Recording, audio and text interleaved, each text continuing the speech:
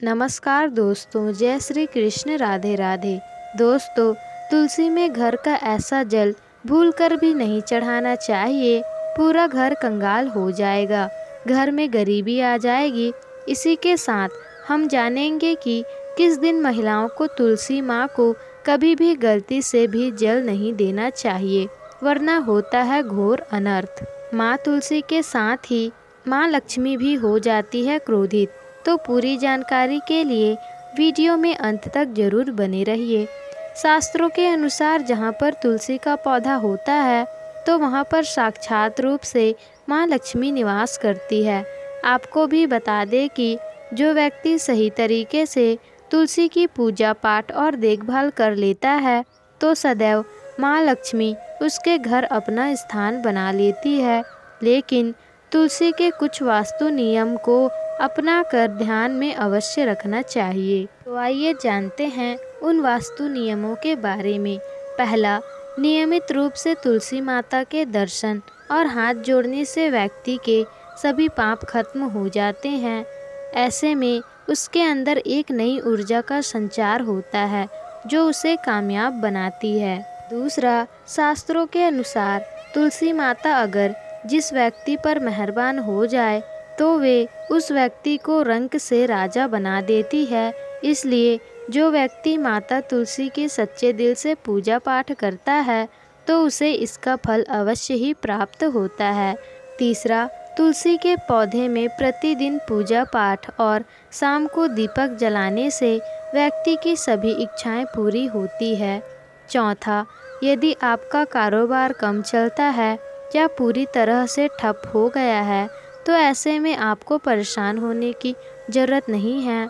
हर शुक्रवार के दिन तुलसी के पौधे में कच्चा दूध चढ़ाएं, जिससे आपकी परेशानी जल्द से जल्द समाप्त हो जाएगी, क्योंकि तुलसी माता अपने भक्तों को कभी भी निराश नहीं करती है। पांचवा, जहाँ पर स्थायी रूप से नियमित रूप से दीपक जलता है तो भूलकर भी वहाँ भूत प्रेत या फिर आत्मा नहीं भटकती वहाँ कभी भी, बल्कि जहाँ पर तुलसी का पौधा होता है वहाँ पर नकारात्मक ऊर्जा कोसों दूर रहती है। अथवा अगर आपके घर में पैसों की तंगी रहती है और आपके घर की जमा पूंजी धीरे धीरे कम होती जा रही है तो तुलसी के नीचे घी का दीपक जलाकर तुलसी माता की सच्चे दिल से पूजा करें और देखें तुलसी माता का चमत्कार। सातवां, 100 गुना फल की प्राप्ति के लिए विष्णु भगवान की पूजा में तुलसी के पत्ते का बहुत ही महत्व होता है। कहते हैं कि अगर आपके पास भगवान को चढ़ाने के लिए कोई भोग ना हो तो केवल तुलसी का पत्ता चढ़ा दें, भगवान विष्णु प्रसन्न हो जाएंगे। वैसे तो प्रत्येक देवी देवताओं की पूजा में तुलसी दल का प्रयोग किया ही जाता है, लेकिन भगवान शंकर और गणेश जी की पूजा में तुलसी का उपयोग नहीं किया जाता। नंबर 8, शास्त्रों के अनुसार कहा जाता है कि तुलसी की माला पहनने से बुध और गुरु ग्रह बलवान हो जाते हैं।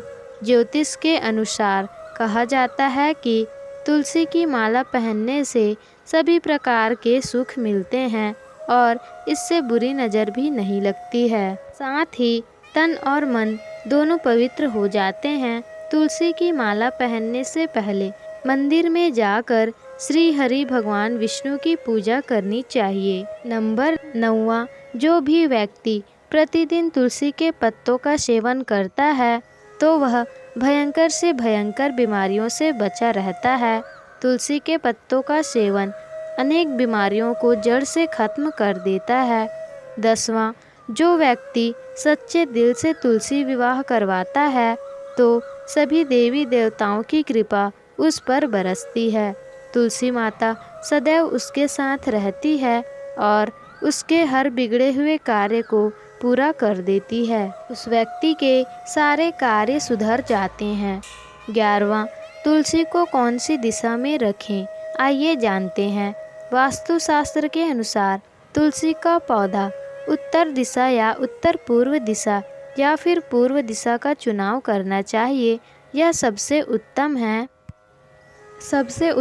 12वां, तुलसी का पौधा यदि आप कभी भी घर पर लाएं तो बृहस्पतिवार वाले दिन ही लाएं और सुबह ही लगाएं। तुलसी के पौधे के नीचे ना ही शिवलिंग की मूर्ति रखें और ना ही गणेश जी की।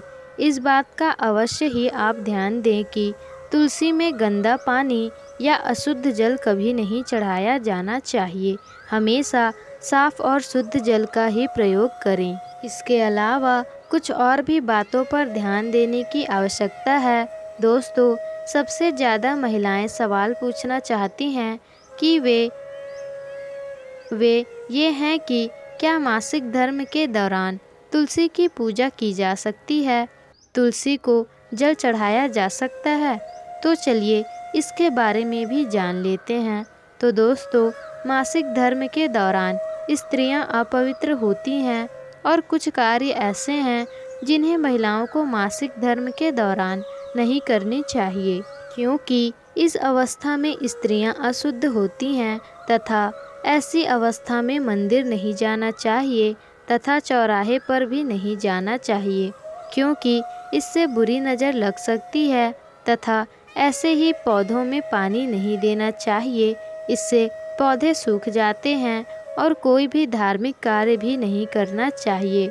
इसलिए आपको मासिक धर्म के दौरान तुलसी को जल भी अर्पण नहीं करना चाहिए, तुलसी व्रत भी नहीं करना चाहिए, तुलसी के पास भी नहीं जाना चाहिए, क्योंकि इससे तुलसी माता अपवित्र हो जाती है। मासिक धर्म के चौथे दिन के बाद स्नान के बाद ही आपको कोई धार्मिक कार्य करना चाहिए। तो दोस्तों, वीडियो में दी गई जानकारी आपको अच्छी लगी हो तो वीडियो को लाइक, शेयर, कमेंट्स और हमारे चैनल को सब्सक्राइब जरूर कर दीजिएगा।